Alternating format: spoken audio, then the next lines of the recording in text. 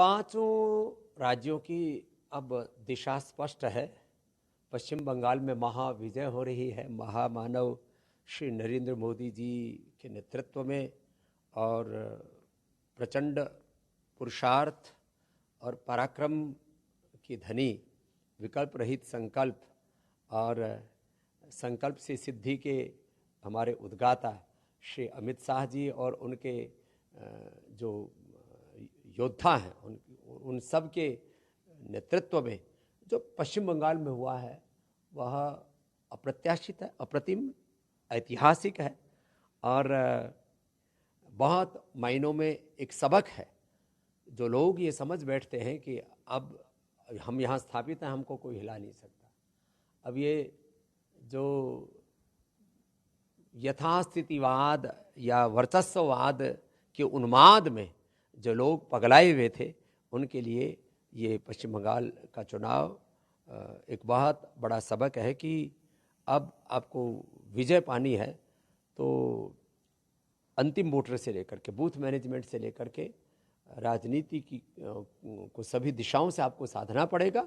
और जिस ऐतिहासिक विजय की ओर बीजेपी बढ़ रही है पश्चिम बंगाल में, वह अपने आप में जो राजनीतिक वर्चस्व के उन्माद में पगलाए हुए लोग हैं उनके लिए भी सबक है।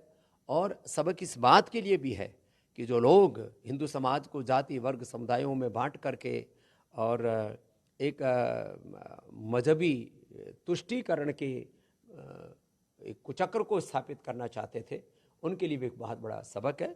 और पश्चिम बंगाल के साथ साथ जिस महाविजय की ओर असम बढ़ रहा है उसके लिए हेमंत विश्व शर्मा जी को भी अभिनंदन है। अभिनंदन तमिलनाडु में विजय जी को भी है और कांग्रेस को भी अभिनंदन है केरल में विजय के लिए। लेकिन सबको अब चुनाव आयोग, ईवीएम और इन सब के ऊपर ठीकरा न फोड़ करके आत्म मूल्यांकन, आत्म परिष्कार करके और अपना नई सोच और नई संकल्पों के साथ आगे बढ़ना चाहिए। इसमें उनका भी भला है। और राजनीति में आप यदि विजयी नहीं होते, कम से कम एक सबल विपक्ष की भूमिका भी निभाने के लिए अपने आप को तैयार करें। लोकतंत्र में वोट तंत्र और उसमें भी जनतंत्र सबसे बड़ा होता है। तो किसी भी नेता को, चाहे वो किसी गांव का सरपंच हो, चाहे वो वार्ड मेंबर हो, एमएलए हो, एमपी हो, सीएम हो, पीएम हो, प्रेसिडेंट हो, कितने ही ऊंचे ओहदे पर है, अपने आप को बड़ा मत मानिए। संविधान सबसे बड़ा है, कानून सबसे बड़ा है, पुरुषार्थ सबसे बड़ा है। और आपकी नीयत, आपकी नीतियां, आपका नेतृत्व और आपका चरित्र कैसा है, यदि वो आपका बड़ा है तो आप बड़े हैं। बाकी तो भुरभुरा करके सारे बड़े बड़े साम्राज्य पहले भी ढहे थे, आज भी ढह रहे और आगे भी ढहते रहेंगे। इसलिए सबक है कि आपको यदि जिंदा रहना है तो पूरी ताकत के साथ लड़ना पड़ेगा।